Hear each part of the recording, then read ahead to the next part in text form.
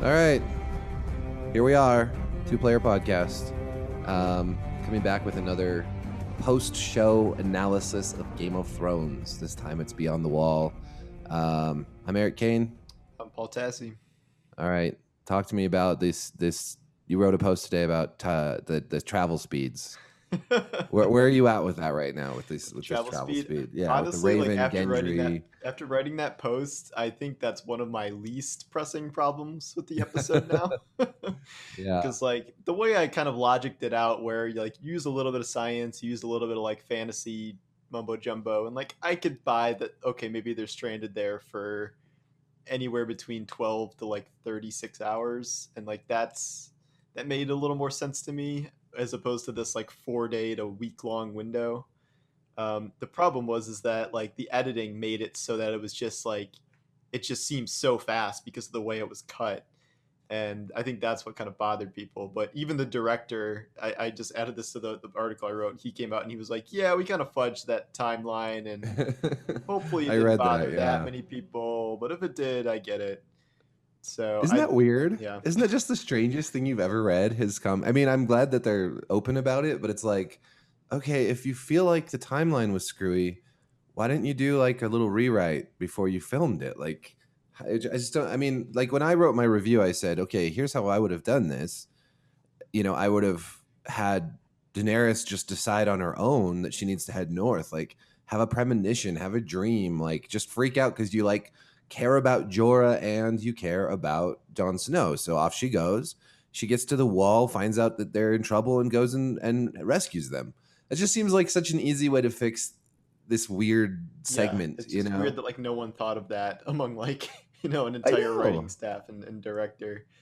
But It's it's a weird bizarre. situation to be in because like when before the season started and we had this kind of final dictation that okay, it's going to be two more seasons, they're going to be short, but like Daenerys is invading Westeros, like this is clearly kind of coming to an end. So I was like, okay, like I get this timeline, but now that it's like happening, it does seem rushed. And Hmm.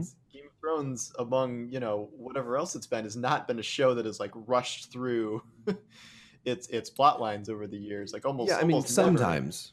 I Yeah, think they rushed Stannis at the end there. That felt really anticlimactic to me when he lost that battle. Um, but other than that, I mean, for the most part, yeah, it's been a show that really takes its time. yeah. Well, you Uh, had these like kind of season long journeys just of people walking across the continent, and like sometimes that's boring, sometimes it's good, but it allows for kind of character development and like build up for these big moments. Whereas this episode was like, okay, we want this really big moment, and we want this battle to happen and this thing to happen. So how do we do this in like 40 minutes? And I yeah, mean, they've done this a couple times now, but this was kind of the most sort of egregious example of that, I thought. yeah, because and people always yell at me, stop talking about the fast travel and stuff, and it's like, okay, well, I kind of have. I've stopped worrying about Jon Snow is in one place, then he's in another. We can just assume some time has passed. It doesn't really it doesn't mess with our conception of the reality of the story too much. We just can assume time has passed. But in a situation where they're literally stranded on a rock in the middle of a lake, frozen lake, surrounded by the army of the dead, you just your brain stops. It starts to get really difficult to logically understand exactly what's going on. And even that's why people are doing the math and trying to figure out how long it would take and everything. But again, like if you're a filmmaker or you're making a TV show, it seems like there are so many ways you can cue the audience into understanding the time and the distance and all these other things, and they just have dropped the ball on that completely. It's so strange. But yeah, you're right. It's not the biggest issue in the episode. Well, but it's not even just a matter of like the fast travel stuff that's like rushing. Like I don't even mean rushing like, oh, we need more long laborious scenes of travel. Like what I thought was the worst part of the episode and the worst part of the season has been the Arya and Sansa plotline. And Oh that's an yeah. example of rushing where this is something that maybe could have worked if it was given more time to develop, but instead kind of Arya gets to Winterfell, and 2 episodes later she's ready to murder her sister, and it's like, whoa. Yeah. This has not been properly established. Like even if I can kind of see the bare bones of a plot line where this could have worked, it doesn't work because it's sprinting so fast through these kind of character beats, and it goes from like Arya's like slightly distrustful of Sansa and to instantly like, oh my god, she may murder her, or they may murder each other, and it doesn't work for that reason. It really doesn't. It's kind of insulting, honestly, to the characters and to the audience. I came away from this episode kind of pissed off, honestly, and mainly because of what they're doing with Arya and Sansa. I just could not believe that scene where Arya is like walking at her with the dagger.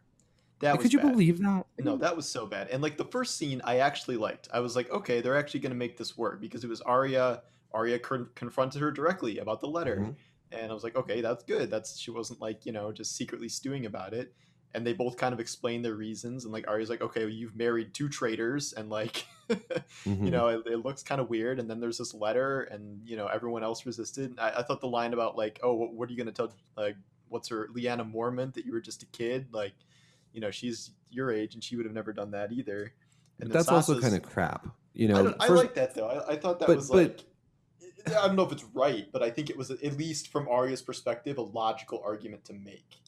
So okay, that's but why let me I just didn't throw mind it. something at you here. Okay. Arya has never met Lyanna Mormont. Lyanna Mormont isn't at the castle anymore. She left before Arya got there. Did she? Yeah. She went back to muster her people. She hasn't been around during all those scenes where the Northern Lords are like, oh, you should be the queen, and Jon Snow went on a golfing vacation again this weekend, like she was gone. She wasn't there to stand up. If she'd been there, she would have been like, this is, she'd have yelled at them and put them in their place again. But ever since Arya's been there, Lyanna Mormont's been All gone. right, you got me there for that logical inconsistency. So that bothered me a lot right That I didn't away. notice. I guess But then I guess you can write that off like, oh, like Arya knows who's in charge of House Mormont now and knows how old she is, and like I don't know, how? like I mean, how though? Like, honestly, like there's some plausible explanation where someone could have told her, or she could have figured it out through. no one Granted, talks it's to not each great, other. it's not great. I But also thought that it was sort of that. Yes, I did like that scene, like when she confronts Sansa. That's great, and Sansa responds back. See, but here's what really bugged me: is Sansa give a perfectly reasonable reply. I was a hostage, and I was made to do that, and I thought it would help protect our father. But Arya's response is just so vapid. I mean, it really made me dislike her. How she just won't listen to anything. I yeah, mean, no one no, else I believed agree, that and I mean, crap, I think Sansa in all of this is acting like correctly, and that scene, it was like Sansa's right, and Arya is wrong, but at least Arya was making like some sort of vaguely coherent argument. But then you get to this point where it's like, I could just kill you and take your place, and no one would ever know, and it's like, whoa, whoa, whoa, whoa, like Yeah. that was like 10 steps forward from that conversation where it's like, oh, sisters sparring and not trusting each other, to like possible murder. And now I'm worried there's going to be some stupid bullshit plot line where like Littlefinger has one of them murdered and then frames the Oh my other god. one, and That would just piss everyone off so yeah. much. And I can't imagine that either sister is going to end up dead at the end of this plot line because of just how terrible that would be, like Ugh. for either character, if any of them die because of this stupid misunderstanding Littlefinger manipulation plot line. Yeah. But then conversely, if it all just ends up with Bran figures out Littlefinger sold their father out and they both turn on him and kill him, that's also kind of just predictable and boring and kind of a Yeah. crap end for Littlefinger, who should have been one of the more clever villains, and he's just undone by a psychic kid because that just Yeah. happens now. Well, they've wasted Littlefinger. I mean, so many characters at this point, Tyrion, Littlefinger, they feel so wasted. Like, really, when Littlefinger was at his prime, it was because he was fully engaged in the game, in King's Landing and going back and forth on his jetpack to different places and, manipulating events. That was all great. But now he's just been wasting away in the North forever. And, it's Tyrion is a sort of a similar figure. When it was the most interesting stuff with him was when he was sparring with his family, being wrongfully accused of things, taking Joffrey down a peg. Now when he's with Daenerys, it's like, oh, okay, it's just not very interesting. It's kind of a shame, I think. I don't know. Yeah, Like, it's I just, agree. I agree on both counts. yeah. I guess the only thing that's remotely interesting about this Winterfell plotline is that I genuinely don't actually know what Littlefinger's master plan is. And Do like the I writers? well, that's the thing is like I can't tell if there is some sort of secretly brilliant plan in the works that is like old Littlefinger style, or if it's just kind of as stupid as it looks, and he's just like trying to overthrow John and put Sansa there as a puppet. Like, is that really as complex as it is? Because that would be not great. I'm hoping there's something more to it that Yeah. I'm just not seeing, but at this rate, I'm not holding out too much hope for that. Yeah, no, I'm in the same boat. Like, I don't know what he's. Maybe it is some brilliant twist that we'll get hit with, but right now I'm pretty dubious. Another thing that bothers me is why John has never sent a raven to them ever once since he's been gone.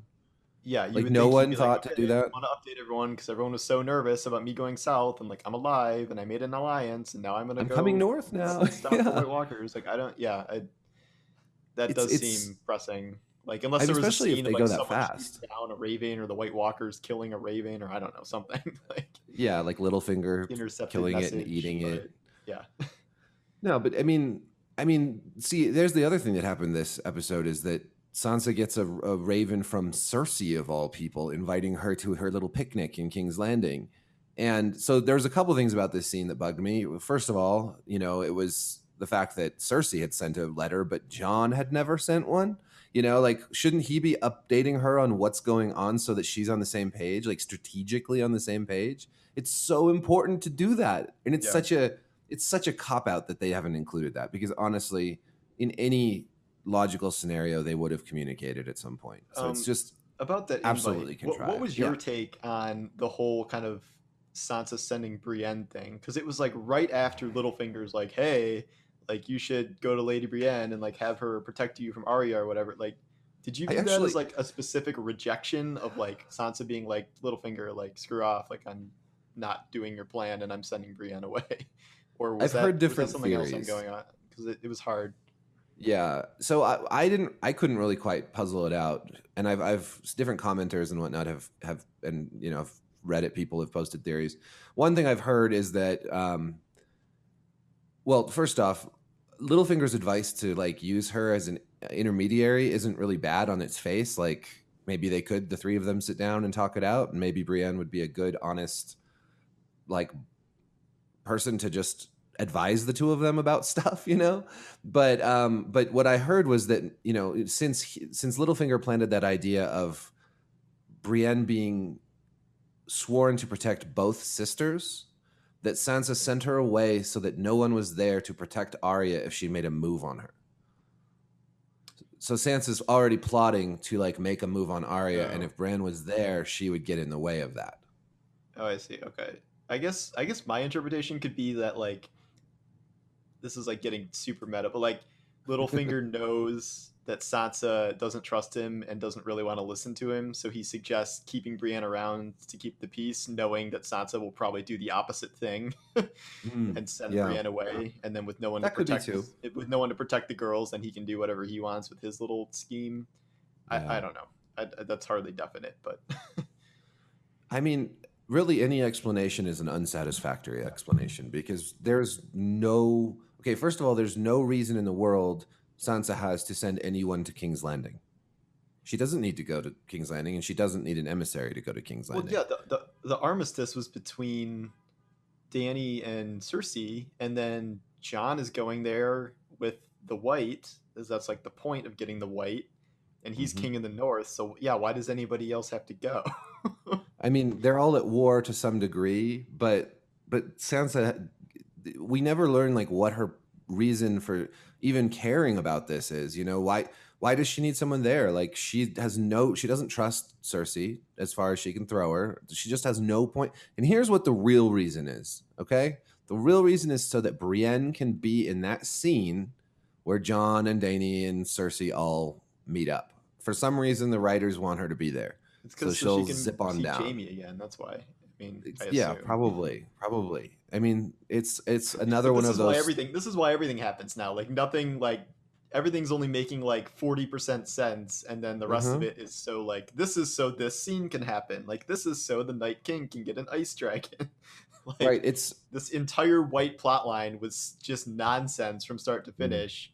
But now totally. like we know why they did it. They just did it because they wanted that finale scene. They wanted the Army of the Dead scene with the dragons and Hmm. the resurrection. And like, but these things used to work in concert with one another. You could like intricately plot out stuff and have cool scenes at the same time. But now we're just kind of sacrificing logical plot developments or like character development just to get these scenes, which is, I Yeah. think that was Um, the biggest example of that was this week, but it's kind of been happening to a lesser extent for a while now. yeah. Even into the past seasons, like to some degree with Arya and Bravos and whatnot, there was just some really illogical, weird things last season, and I I think so. What I felt like when I was writing my review this week, I felt like I was writing a review of The Walking Dead, Oh which is so God! Oh sad. whoa! I mean, I'm not saying it's at that Yes. level yet, but I do feel like that the symptom, that everything we're seeing is a symptom of the same sort of impulse, which is to have a story that's driven by predetermined events rather than by character development.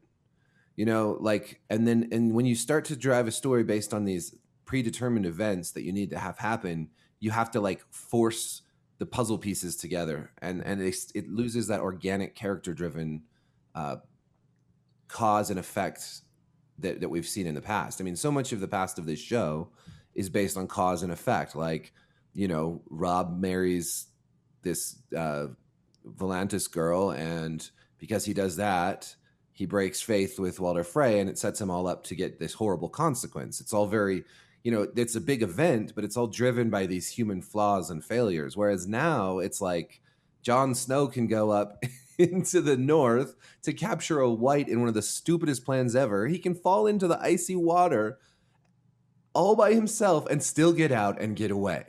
There's no consequence. It's all just pieces being forced into a puzzle rather and just to chase the plot rather than to develop a story. And that's what I see as sort of the core. And then there's all these little things like Benjen showing up. Well, that could have worked if maybe we saw Bran telling him to go there in his mind or something, Yeah, the Benjen thing was bad, but the Benjen thing was like the ninth worst thing of the episode. So it's like I'll just, Yeah. I'm not even gonna like go there because there's just so many other bad things. I heard a good thing where I get someone suggested that Rhaegal the dragon could have come back to save John, like just on its own Mm, volition, that would have been cool. Yeah. where he rides that out because it's the one named after his father, Yeah. and Oh yeah, that'd be a I don't great know, idea. that would have been cool. It's like your Daenerys goes up there on her own volition. Like these are like minor changes that could have made things like a lot better if they were just Yeah. considered. Um, It puzzles me a little because I wonder how these things are conceived. I want to be a fly on the wall when they're writing this stuff because I feel like there's just, if you just had one more guy in the room who was like, "Oh, hold on a second, that doesn't quite work. Can we tinker with it a bit?" I just feel like there's that level of, not editing, but like quality control that's missing. I don't know. yeah, I think they're too focused on the spectacle and just like okay, we're gonna get to X, we're gonna get from X to Y this way, and like this is what's happening, and then they focus on Y and how the Y scene is gonna go and like how elaborate that has to be, and they don't really think about the process to get there, which is what is like because there was nothing wrong with that scene for the most part. Like that was an awesome scene, and it's hard to deny that that was just a great sequence. It was Sure. thrilling and great, and like the dragons versus White Walkers has been kind of the end game of the whole series for so long. But when you're sacrificing kind of everything else just to get us there, it suffers. Like the whole thing suffers. Yeah. Yeah, it really does. What did you like about the episode? Since we've hammered on a lot of our negatives, Yeah, I know. I mean, other than the sequence that we were just talking about, like what else worked for you?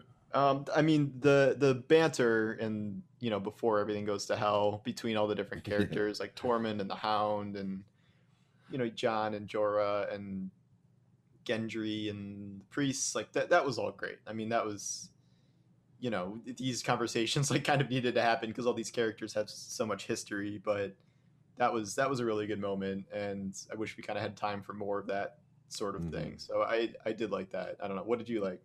Well, do you know what's interesting about that? All that banter and stuff. When it took place was as they traveled somewhere, and I just got hammer back on that point of so much of the best things about this show take place during travel, during walking through the ice or walking through forest or sailing on a ship. Like that's when so many great things happen, and that's why that I really liked all that banter as well. I thought the Tormund stuff, Tormund and the Hound, was just hilarious. Yeah, that was great. When he's like, her too about Brienne. It was great. It was really funny. I really thought Tormund was a goner there for a second too, which Yeah, it's a good thing he wasn't make an of extra. the way the show seems to be kind of really avoiding killing anyone of even remote significance kind of this season? Like, because last or 2 weeks ago it was like, okay, either Jamie or Bronn is probably not going to make it out of this battle alive, and like, sure enough, Yep. they both do. And then this one, the quote unquote Suicide Squad, the only person to die is Thoros, and it's like, Yeah. that doesn't matter. Like, no Yeah, offense to totally. A Thoros, lot of people but don't really even remember who he is. even the Thoros actor was like, I didn't even think I'd be around this long. But I mean, like, what do you think the show is doing by kind of just dodging all of these deaths? Because it's so unlike the show. And at first I kind of liked it because I don't want them to just tick a box every week and kill a new character, but I don't know. It's kind of weird. Well, I guess I have a couple thoughts. I mean, first of all, they did kill off some big characters with like Olenna and the Sand Snakes. I mean, they're not the biggest characters, but they were significant. Yeah, I wonder, either they're getting cold feet in terms of just like ending some of these characters, or there's something big planned for next week where a whole bunch of people get killed and they didn't want to overdo it. Ideally, I hope that there's some significant story, and that's why they didn't get killed. Like, I hope, the Hound has his moment, and we have a good conclusion to his storyline. I hope that, I don't know, I really thought Beric was going to die too. Like, it just seemed like this is where he'd go make his last stand. Yeah, that's what I thought too. Beric and I don't Tormund, know. like, that seemed like the prime Yeah. kind of situation for them to go, but Well, I don't know. I'm pretty sure that Tormund and Brienne are going to hook up, and eventually their children, their giant babies, will rule the Seven Kingdoms. that'll be the spinoff. That'll just be like the children of Brienne and Tormund, which would be awesome. It'd be so great. Yeah. I don't know. It's hard to say. I mean, the show has done such huge murders before, like the Sept of Baelor. Like, they killed off the High Sparrow and Marjorie and Loras and Mace Tyrell and what's his face, pretty boy who was turned into a sparrow. Loras. Oh, Laura. Loras. Wait. Iron Fist. No. Oh, no. Lancel? Oh. Lancel. Okay. Yeah. They're both kind of pretty boys, I guess. I forgot about him. Yeah. Rewatching it, it's so funny because he has such silly hair in the beginning before he shaves his head. Yeah. It's just goofy. So I don't know. I mean, I think that maybe we're going to get another big, I'm almost positive that something's going down in King's Landing next week. Like, Cersei's going to do something horrible and somebody's going to die. Like, people have to die. Miraculous if nothing did happen. And yeah. I guess I'm wondering who at this point would even die in a situation like that? Like, who is a big enough character that would be shocking, but then the plot could still move forward? Because I don't know. In a way, it almost seems like Dany could die, but I don't know. Oh my God, I don't know if that's gonna happen. I can kind of not see that happening, but I mean, certainly at least a couple minor characters like Jorah protecting Dany, or the Hound fighting the Mountain, or Bronn, things like that. Yeah, Bronn. I don't know what's going on with Bronn now, but I don't know. I mean, certainly if anyone super significant would die, like even like Jamie or someone that big. No, I think he's confirmed for season 8, but is he? I could be wrong. Yeah, he has to stick around and kill Cersei at some point. So. Yeah, Cersei could die. I mean, but I doubt it. If Cersei dies, then what is the next season? Just fighting the Night King? Night King. Yeah, I mean, now he's got an ice dragon, so I did. Oh yeah, in terms of things I liked, I like the fact that they're making the dragons vulnerable and not just these overpowered, just killing machines with no, I guess the video game word is counters. Where at least Cersei has ballistas that can pose some kind of a threat, and then the White Walkers are just nonchalantly give me a spear and I'll just take down a dragon with a one shot here. And that was cool. That was a great scene, because the White Walkers have been these nebulous villains for a while, and yeah, they're scary, and yeah, Hardhome was good, but this was just they are just leagues beyond kind of everything else to date. And they're not really great villains in the sense that like they're not characters; they're just silent monster ice dudes. Like it is still nice to have them be like that kind of menacing. Whereas going into the season, look like, okay, what can stop Dany? Like the dragons will fry out the White Walkers, her army will crush the Lannisters. But now things are more kind of up in the air. Yeah. Oh, I agree. A lot of people have complained about the chains that pulled Viserion out of the water, which is, it's kind of funny. Like, yeah, where do they get all these chains from? But I thought it'd been cool if he'd like lifted him out of the water with like the Force, We kind could of have like like Luke lifting the frozen X-wing the out. water under it and like raised it up. But Oh yeah, that would have been cool. I heard a good explanation for the chains. It was that at Okay, Hardhome with yeah. the docks, they have chains there, so they diluted them. Oh, and they So, just dragged them. Yeah, okay. I'm I'm not that's too something worried about. I can allow. But Yeah. yeah. Hey, so have you watched the theory about the Night King's identity? I have not. Yeah. No, I Okay, kind of there's just a pretty good. I video. kind of dodged fan theories after a certain point. Okay. Well, it's yeah. Well, I won't talk about it then, since you're dodging them. They're like fans are so good at like working these things out now. It's like can be almost spoilers because then once you have that idea in your mind, it's like I don't know. It kind of affects the way you look at the rest of the show if it does or does not happen. So I Yeah, don't know. no, that's true. Lately, I've Westworld been was a trying good to case of that. steer clear of those. Yeah, yeah.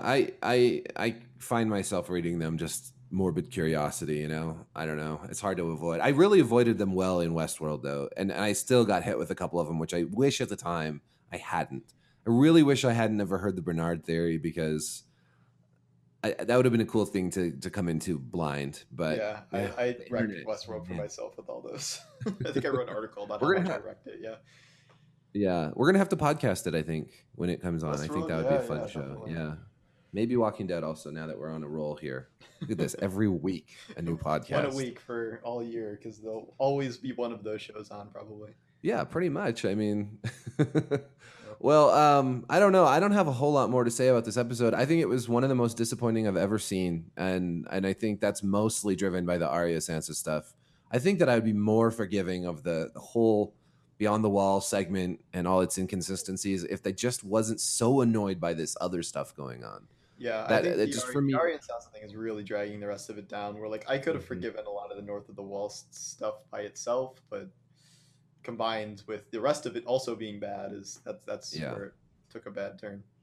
Oh, finally, we didn't talk about the end scene. Okay, we got to talk about the scene on the boat with Aunt Daenerys and her nephew John. I don't care. Holding hands. I don't care. You are not going to talk me out of Daenerys and John getting together. That is the one thing that like everyone hates, but I'm like fully on board for it, and I think it's really good. And I think they have so many people love that. Yeah. I don't think everyone hates that. Really? I think a lot of people like either ew, it's gross, or like the actors don't have chemistry.